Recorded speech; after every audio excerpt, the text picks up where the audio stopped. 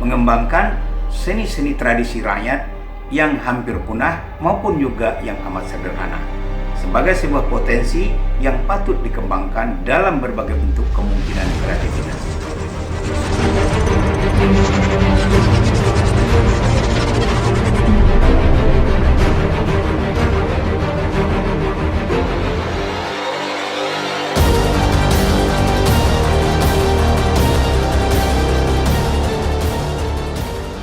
Memang Hitam Putih itu pada awalnya memang tidak punya pretensi apa-apa, tidak punya pretensi untuk menjadi grup teater yang hebat, grup teater yang bagus, tidak ada. Cuman bagaimana menjadikan teater sebagai sebuah media pembelajaran, menghargai manusia, menghargai lingkungan, menghargai Tuhan. Jadi ketika itu memang prinsipnya hanya itu.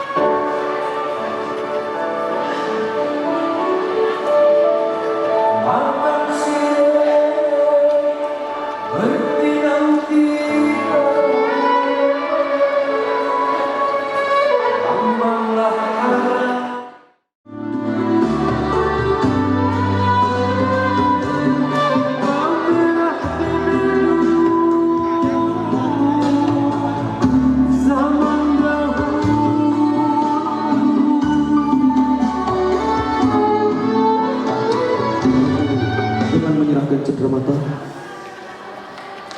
sebuah rasa kebahagiaan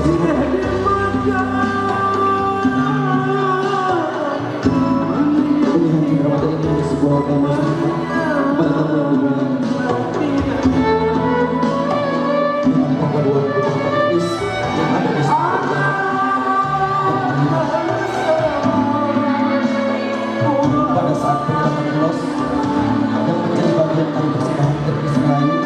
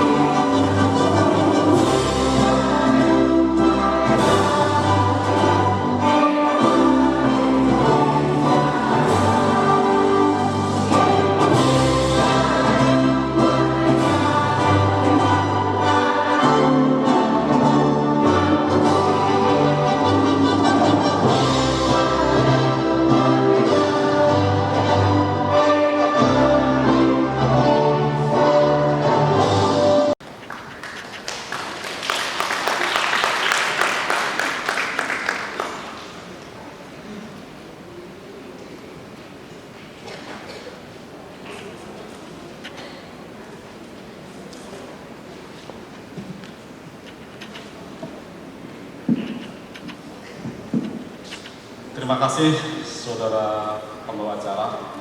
Bismillahirrahmanirrahim. Assalamualaikum warahmatullahi wabarakatuh. Selamat pagi, salam sejahtera untuk kita semua. Yang sama-sama kita hormati Bapak Ibu narasumber yang telah hadir di tengah-tengah kita. Yang pertama adalah Bapak Dr. Martinus Wiroto MMA, kemudian Bapak Dr. Mahdi Bahar SK MHum, dan Bapak Dr. Yusril MSN. Pak Martinus dari ISI di Jakarta, kemudian Prof. Mahdi Bahar dari Unja Jambi, dan Bapak Dr. Yusril MSN dari ISI Padang Panjang. Selamat datang kiranya dengan ucap Bismillahirrahmanirrahim, acara kita buka.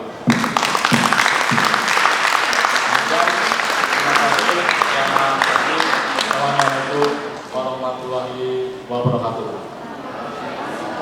Terima kasih kepada Bapak untuk tidak turun ke panggung dari panggung karena kita masuk di acara selanjutnya, yaitu pemberian cendramata kepada seluruh narasumber, yaitu Bapak Dr. Profesor Mahdi Bahar SK.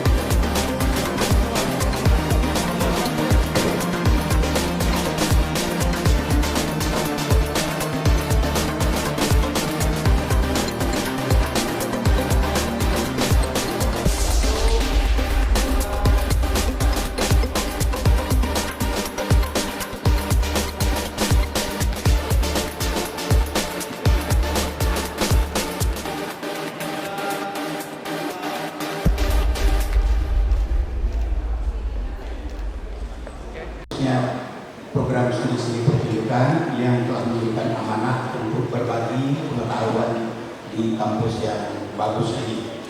Atas izin Allah Subhanahu wa Ta'ala, Tuhan Yang Maha Esa, kita dapat bertemu pada kesempatan yang baik ini. Semoga apa yang disampaikan nanti menjadi ilmu manfaat, ilmu yang bermanfaat. Pak Wakil Dekan 1 yang saya hormati, kami satu kampus. Rupanya waktu saya promosi, beliau sudah mengamati saya, Pak Dr. Hemat. Selamat bertemu dengan kita kembali. Mudah-mudahan ini pertemuan bukan yang untuk terakhir. Amin ya rabbal alamin. Baik Bapak dan Ibu sekalian, sekilas sebelum saya diberi kesempatan pertama, saya akan sampaikan dulu dua ranah yang terkadang tidak bisa kompromi atau sebetulnya seperti apa. Saya pada awalnya membangun karir adalah di bidang kesenimanan. Jadi pencipta musik, terutama musik tari, karya termasuk juga Pak Sardono, termasuk juga Didi Hutan, Taufik Nur, Ibu Kusnetisun.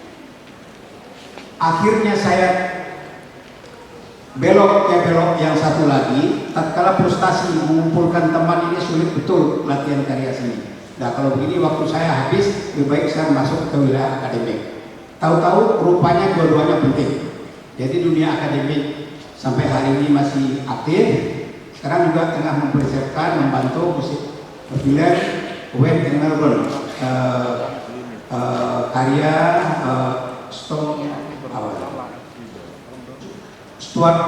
Stuart William dari Australia, dan ini sedang diproses juga bersama ada tarinya Erin Murphy dan juga ada beberapa musik yang lain. Nah kemudian dunia akademik ternyata penting, penciptaan seni itu juga penting dalam hal pandangan dunia akademik.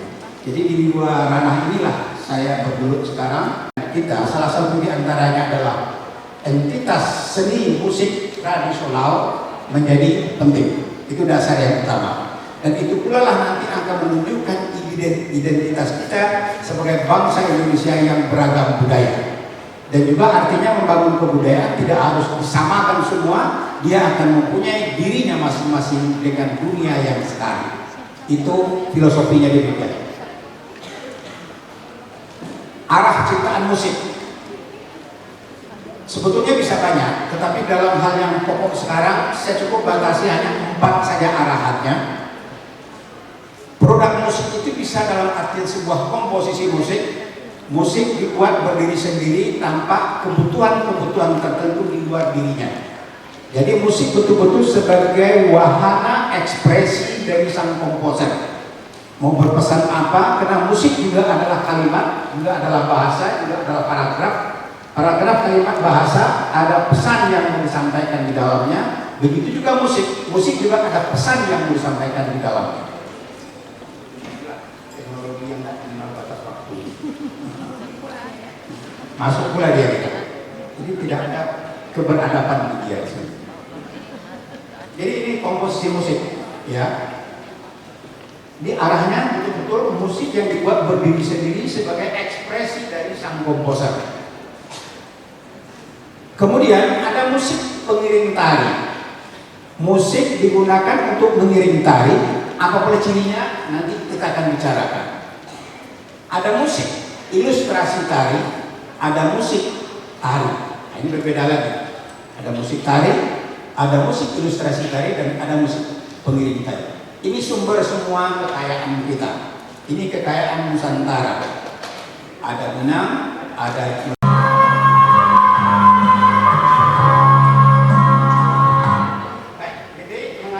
mengalirnya separalel dengan ritme melodi, kontur melodi, dan tempo dan segala macam. Jadi itu yang lebih tingkat antara dua makhluk yang tadi.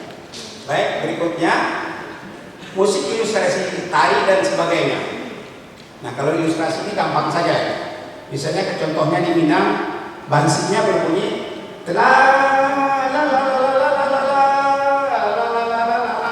narinya jalan sendiri. Atau orang menyanyi dia jalan-jalan sendiri. Tidak banyak terikat secara ritmik, tapi dia mencoba menghubungkan melatari saja, melatari fenomena tari yang ada. Jadi apapun saja gerakan sebetulnya tidak ada masalah.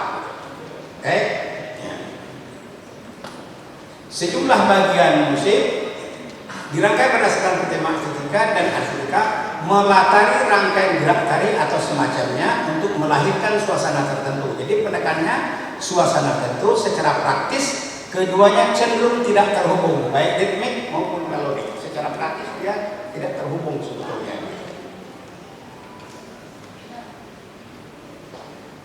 Yang membedakannya ritme tidak paralel dan sealur dengan yang ini. Sajian latar, dia di latar saja. Nah ini musik tari ya. Tolong Bapak Ibu mahasiswa khususnya amati betul apa peristiwa yang terjadi pada yang saya kategorikan sebagai sebuah musik tari. Di sini yang berbicara adalah ekspresi, ungkapan seorang koreografer bersatu dengan ungkapan seorang komposernya, atau koreografer memilih musik ini betul bisa dia nikmati, rasakan, untuk mengekspresikan gerakan tadi. Sebuah musik dibangun atas sejumlah bagian olahan musik, dirangkai berdasarkan pertimbangan estetika dan artistika, melahirkan ekspresi tertentu. Jadi penekanannya di ekspresi tertentu, dialogis antara tari dan musik, berdialog antara musik dan tari. Jadi berdialog antara musik dan tari sebagai satu kesatuan ekspresi pertunjukan tari. Jadi dia tidak lagi ekspresi musik, tetapi ekspresi pertunjukan tari. Baik, kita lihat ininya sama, ekspresi kesatuan ekspresi. Ini semua komposisi. Nah, masalahnya juga saya sampaikan kepada mahasiswa meskipun sudah dikuliahkan di kampus, untuk adik-adik mahasiswa khususnya jangan terlalu bangga membuat gaya-gaya beginian. Ya, oh saya udah gini hebat, enggak. Ini telah lahir tahun 20 di Amerika. Jadi 1920 sudah lahir. Namanya modern dance, dan tokohnya Martha Graham, Hanya Hong, Doris Humphrey dan lain-lain. Jadi sudah merupakan tradisi yang mendunia. Tetapi jadikanlah seni-seni tradisi kita menjadi modern. Jangan meniru fisiknya. Itu yang jadi persoalan. Ini udah tahun 20-an di New York. Nanti kalau perlu Mas Miroto tolong diluruskan. Ya, ini contohnya.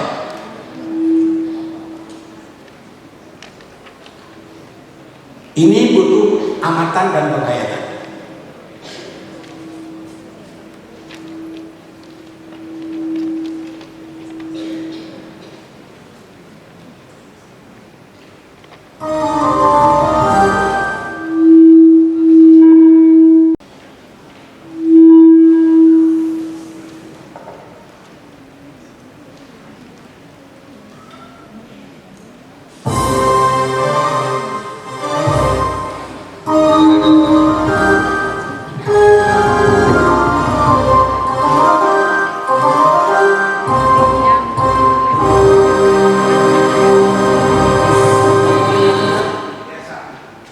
Dalam sebuah pertunjukan musik yang tadi itu namanya gebiarnya,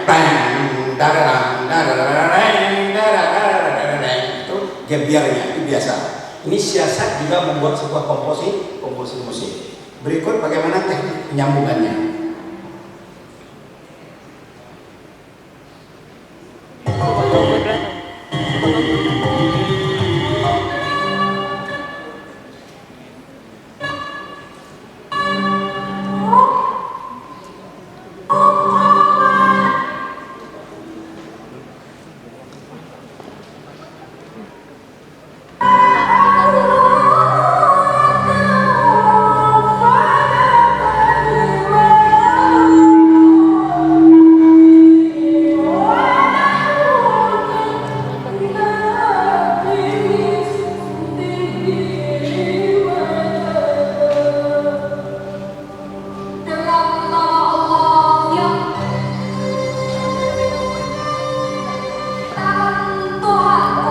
Teknik sambung habis vokal masuk musik tradisi.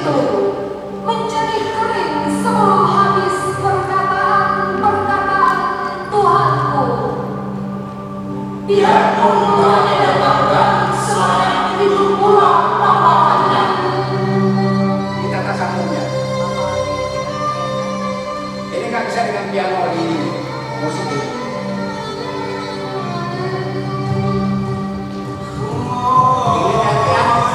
Tradisi kami.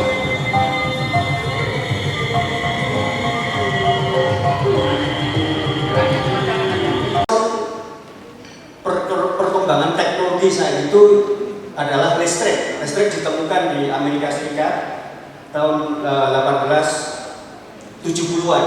Kira-kira 10 tahun kemudian ini koreografer ini kemudian memanfaatkan teknologi listrik. Kemudian dia memakai cahaya dari bawah, dari samping, dikasih warna-warni dan sebagainya. Terus Alvin Nicolais merespon teknologi ini namanya slide projector. Nunduk sudah, kita dulu ya pernah yang bagi kami orang tua-tua ini pernah mengalami slide. Sekarang nggak ada lagi. Jadi ada klik itu ada gambar, klik ada gambar itu keren sekali itu tahun 80, 90 dan tahun 69 bersamaan dengan gerakan postmodern di Amerika Serikat, Alvin Nicholas ini bikin karya yang merespon teknologi saat itu. Berikutnya. Nah sekarang di era sekarang ini penggunaan teknologi cyberspace yang mampu menghubungkan antar manusia secara global melalui teknologi telepresensi sangat wajar. Teman-teman sering pakai itu kan, HP gitu kan, kemudian video call ya kan. Kamu di mana? Aku di mall, lihat kayak apa? Oh ini sekarang seperti itu. Next. Nah, telepresensi atau teknologi telepresensi adalah teknologi yang memungkinkan terjadinya pertemuan virtual dari lokasi yang berbeda seolah-olah mereka berada di lokasi yang sama dan dapat melakukan beragam kegiatan secara bersama-sama. Ini memberikan inspirasi munculnya gagasan menciptakan koreografi telepresensi holografis di dalam satu karya yang kemudian akan saya tunjukkan terus. Nah, koreografi telepresensi holografis itu mempertemukan dunia nyata dan maya. Yang ini berada di Taipei. Ini namanya Yutsen Li. Dia tokoh teater dan ini Indah Laras, penyanyi dari Solo. Ini berada di ruang nyata seperti ini tadi. Yang satunya itu sebenarnya dia berada di Taipei dan ini adalah ruang living room ya, ruang tamu. Next. Ini Yutsen Liu ini adalah hologram, yang ini tubuh nyata. Ini Mas Ari, ini teatrawan, aktor dari teater Garasi. Ini sebenarnya berada di tempat yang jauh. Yang satu berada di sini benar di ruang pertunjukan, yang satunya sebenarnya berada di Taipei. Next. Ini masih seperti itu dan koreografi ini menjadi filmis karena kita menggunakan kamera yang di sana. Jadi pengendaliannya saya ketika menata saya tidak akan menggunakan teori Doris Humphrey tentang ruang. Oh harus di dead center, up center, down, left, right dan sebagainya itu ada kan itu teori ruang panggung. Saya harus menggunakan kamu sekarang close up, berarti mendekati kamera. Long, ada extreme close up dan sebagainya. Sehingga dalam koreografi ini kita mendadak harus mengerti bahasa sinematografi. Kayak tile up, tile down, pen kanan, pen kiri harus ngerti. Kalau enggak, mereka nggak ngerti yang di New York. Karena harus pakai bahasa sinematografi. Ya, silakan.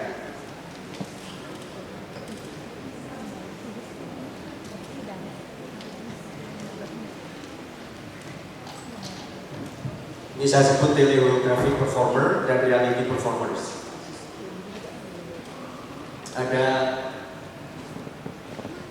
Ada soundnya nggak mas?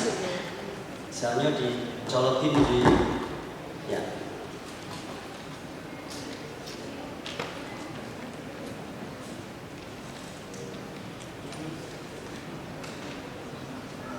Soundnya kalau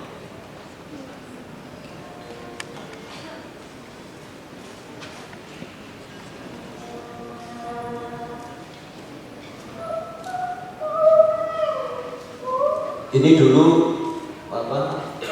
kamera recordernya itu masih belum sebagus sekarang, jadi hasilnya tidak begitu jelas. Boleh nggak ya misalnya dimatiin sebentar gitu, terus biar agak kelihatan.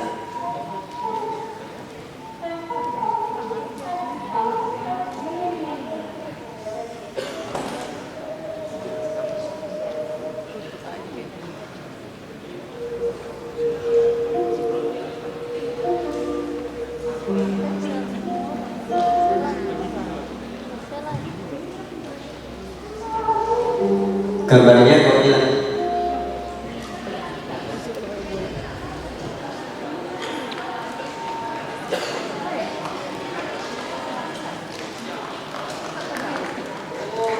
Mungkin malah ini yang mati ya tadi. Oh jangan, kalau itu jangan dimati.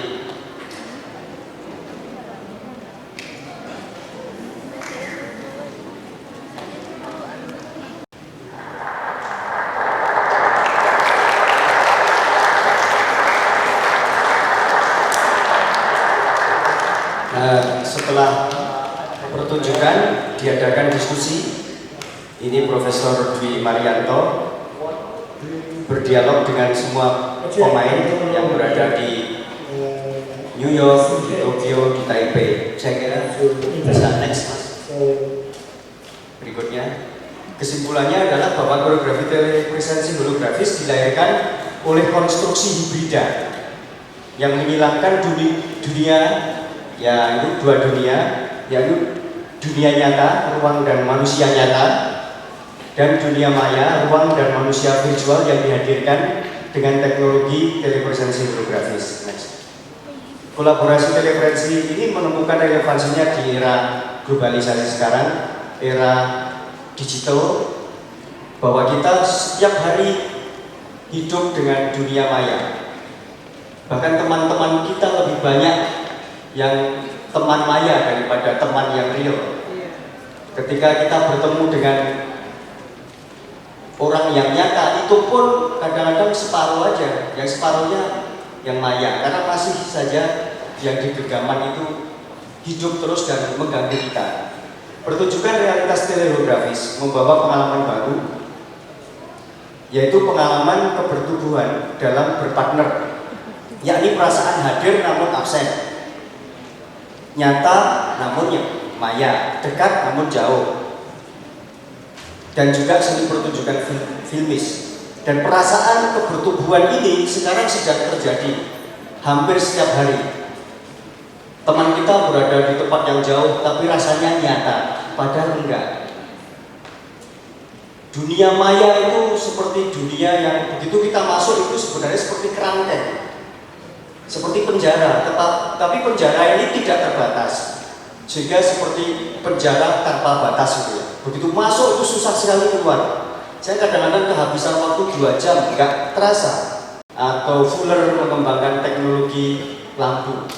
Sekarang ada yang namanya telepresensi. Bagaimana? Kembangkan lagi, siapa tahu nanti akan menjadi salah satu bagian dari perkembangan dunia koreografi itu sendiri.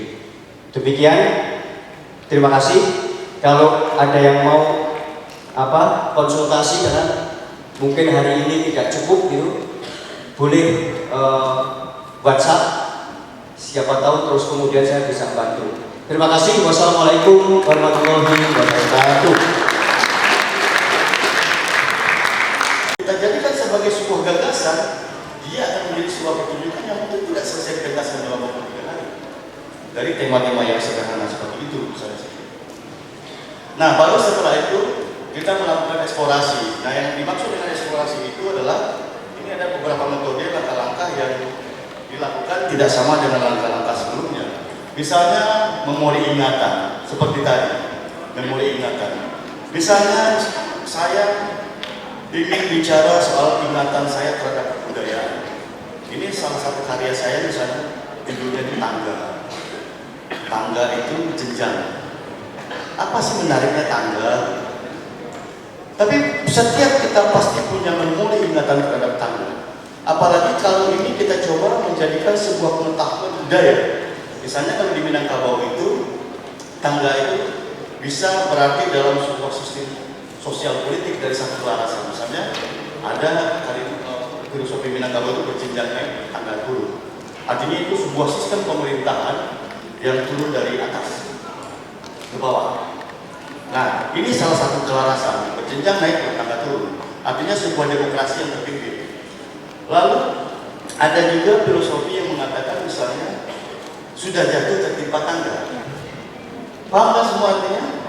Atau ada juga yang mengatakan tidak kayu jenjang di kuping. Artinya apa artinya? Kan tidak ada pilihan lain. Atau mitos-mitos tentang tangga, misalnya perempuan hamil dilarang di tangga. Nah, kenapa tangga itu selalu menjadi mitos kecemasan? Kenapa tangga itu konotasinya tidak baik? Padahal dia penting dalam kehidupan. Untuk apa tangga kita pakai? Untuk mencapai sesuatu yang berada di puncak. Kan begitu. Nah, untuk mencapai sesuatu yang berada di puncak pasti ada yang kita injak, ada yang kita korbankan, ada yang... Artinya dari sebuah tangga, pengertiannya secara metaforis, itu memiliki banyak sekali pengertian. Tubuh itu punya nilai filosofi dan nilai budaya. Ada kekurangan juga di tubuh itu. Misalnya, mana kamu yang suka saya panggil dengan tangan kanan atau dengan tangan kiri? Kenapa? Karena budayamu yang harus begitu. Tapi kalau kamu pindah ke budaya yang lain, orang lebih aktif menggunakan tangan kiri daripada menggunakan tangan kanannya. Karena ada beban budaya juga di tubuh itu. Nah, itu tentang barter ketubuhan. Maka tubuhmu dibarter dengan tubuh yang lain. Jadi, kamu punya gerakan yang seperti apa? Kamu punya gerakan yang seperti apa? Nah, masing-masing orang memberikan kontribusi. Semua orang memberikan kontribusi terhadap gagasan yang kita pikirkan bersama tadi. Sehingga aktor itu, dia juga ikut mencipta. Dia juga ikut seorang kreator yang sebetulnya memberikan kontribusi setidaknya dari pengalaman-pengalaman yang ada di kepalanya. Termasuk juga dia mencoba untuk memberikan pengalaman ketubuhannya kepada pemain yang lain. Sehingga nanti pemain-pemain itu sadar, oh kalau si Anu dia tidak bisa seperti ini. Kalau si Anu tidak bisa, oh kalau ini kehebatannya seperti ini. Saya tidak akan bisa melakukan hal yang seperti ini. Itu terjadi karena kita sudah barter. Kita sudah bertukar pengalaman ketubuhan. Lalu yang berikutnya improvisasi biasa, melakukan gerakan-gerakan yang sesuai dengan tema. Lalu ada kita membuat konstruksi.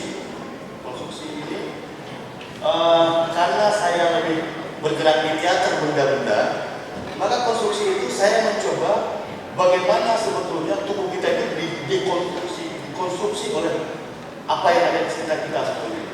Jadi yang membentuk tubuh kita itu adalah bangku, meja, sepatu. Ketika kamu pakai high heel dan ketika kamu pakai sepatu bot itu beda kan? Beda. Karaktermu beda, dan gesturmu beda, emosimu beda kan? Mahasiswa yang baik-baik seperti ini, kalau lembut bagaimana dikasih sepatu tentara, dikasih baju tentara, dan kedua dia beda sekali, bukan dia lagi. Artinya apa benda menunjukkan hampir setengah satu. Untuk itu kita berikan tepuk tangan sekali lagi, di mana ada 3 pertanyaan dari peserta ini. Intinya adalah kreativitas. Bagaimana kreativitas itu, kemudian inspirasi, kemudian tidak putus ide. Di mana seniman itu punya kecerdasan. Kecerdasan itulah yang harus kita lakukan dengan memberikan satu kreativitas, tidak putus ide dan inspirasi. Dan kita lihat pada yang tadi yang kita lakukan, yang ditanyakan oleh saudara Ferry, bahwasanya ada 2 kebudayaan, yang dari Melayu dengan yang dari Batak Toba. Bagaimana waktu menarikan tari Melayu itu, tetapi yang diberikan itu adalah ulos, itu adalah dari Batak. Ada 2 kebudayaan di situ. Tetapi itu adalah inspirasi atau ide yang dikatakan tiba-tiba. Karena apa? Seorang seniman itu harus cerdas. Teknik tari, ya enggak? Pengalaman teknik bergerak seperti lari-lari, renang, tai chi, pencak silat, apapun yang berkaitan dengan teknik gerak. Sikat gigi ini, dia memang secara naratif mulai dari gerakan seperti ini bisa dikembangkan, bahkan lirik itu kata-kata yang bermakna. Dapat ide, silakan untuk langsung bergerak dan jangan terlalu susah ya, oke? Yang sudah punya ide terus bergerak ya.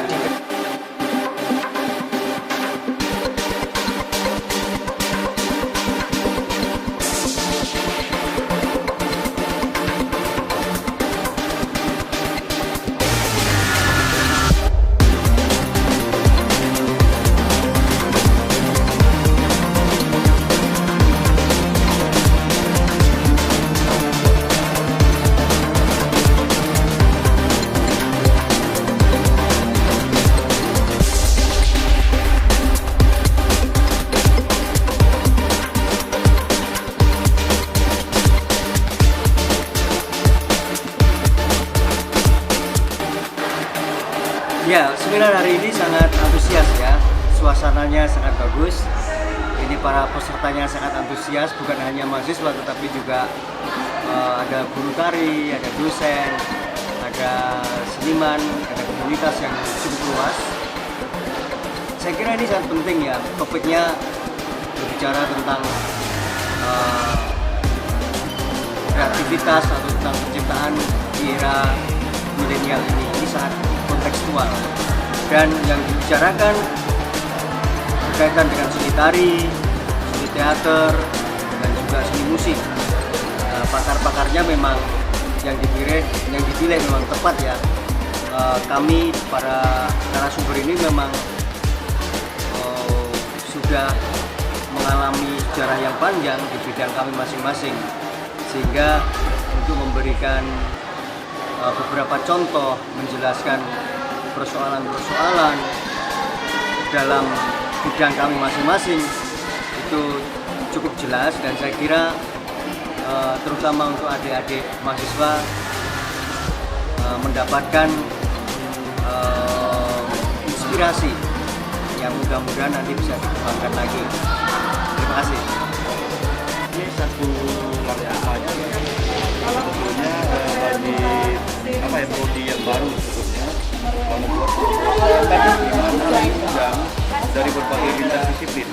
Artinya ada orang tari, ada orang musik, ada orang teater untuk memberikan berbagi pengetahuan, secara pengetahuan. Karena yang diundang pun sebetulnya adalah mereka-mereka yang sudah memiliki metode dan cara masing-masing. Misalnya seperti Mas Miroto, kita tahu ya dia sebagai seorang fotografer terkemuka di Indonesia yang sudah memiliki gaya sendiri. Demikian juga halnya dengan Mas Dibahas, seorang periset yang memang selalu mengembangkan kesenian-kesenian tradisional dalam bentuk kekinian. Nah, saya juga melakukan metode-metode dengan capaian-capaian dan estetika beda masing-masing. Nah, jadi tidak hanya seniman, tapi mereka juga adalah sebetulnya adalah ilmuwan, termasuk juga akademisi yang sebetulnya apa yang mereka lakukan itu bisa dipertanggungjawabkan. Bagi saya ini satu kegiatan yang sangat menarik, dan mudah-mudahan kita seperti juga perkembangan mahasiswanya kan dari jumlah sekian meningkat, dan saya pikir kalau Unimed membuka ruang, membuka diri dengan hal yang seperti ini, dia akan bisa berlari dengan cepat. Saya begitu. Untuk kedepannya, seandainya tahun depan kami akan lakukan, apa kekurangan kami yang harus kami perbuat lagi di tahun depan? Saya pikir kalau kekurangan kita di Indonesia banyak kekurangan. Kekurangan kita terutama dalam hal infrastruktur. Yang kedua, kekurangan kita sebetulnya dalam hal sumber daya manusia. Tapi bukan berarti kekurangan itu akan menjadi hambatan bagi kita, karena kita memiliki kekayaan juga. Mungkin konsisten kita dengan kekayaan kita itu. Kekayaan pertama itu kebudayaan kita misalnya. Nah, mestinya memang ada satu orang atau dua orang pembicara juga yang mungkin untuk saling kita berbagi pengetahuan. Jadi artinya kita tidak hanya memberikan workshop atau ceramah di sini, tapi mungkin membuat sebuah kolaborasi bersama. Artinya memang mencoba bertukar gagasan dalam pengertian kekaryaan. Itu juga bisa dilakukan, misalnya bikin kolaborasi antara Medan dengan Padang atau Medan dengan Solo, sehingga akan menemukan satu bentuk yang baru. Artinya dengan ada dua budaya atau tiga budaya yang berbeda, kita bikin bukan workshop tapi kolaborasi bersama, jadi saling tukar. Nah, ini mungkin akan juga hasilnya berbeda gitu. Jadi sekarang mungkin kita menerima, tapi besok kita juga akan memberi gitu. Saya pikir begitu untuk berikutnya. Kegiatan seminar nasional ini, dan ini sudah didahului oleh program studi pendidikan tari minggu kemarin, kemudian minggu hari ini adalah prodi seni pertunjukan, dan tanggal 22 nanti akan dilaksanakan oleh prodi pendidikan musik. Jadi kegiatan ini sangat bagus untuk memberikan wawasan kepada mahasiswa, terutama kepada guru-guru juga, karena di guru-guru itu kan memegang mata pelajaran seni budaya yang di dalamnya ada seni tari, seni musik, seni rupa, dan seni teater. Dan ini merupakan lingkup dari seni pertunjukan yang bisa menambah wawasan guru ketika mengajar di sekolah, dan bisa menambah wawasan para mahasiswa seni pertunjukan khususnya untuk menguasai ketiga bidang seni pertunjukan. Satu lagi. Ke tahun depannya, apabila ini terjadi lagi di seminar ini, langkah apa yang Ibu ingin inginkan supaya kami lakukan supaya menjadi lebih baik lagi daripada hari ini? Ya, kalau tahun ini kita mengadakan seminar nasional dengan memanggil narasumber yang berasal dari perguruan tinggi yang ada di Indonesia. Tahun depan kita canangkan untuk melakukan seminar internasional, sehingga kita memanggil narasumber-narasumber yang betul-betul kompeten di bidang seni tari, musik ataupun seni teater yang dari luar negeri. Kita cari narasumbernya yang benar-benar baik.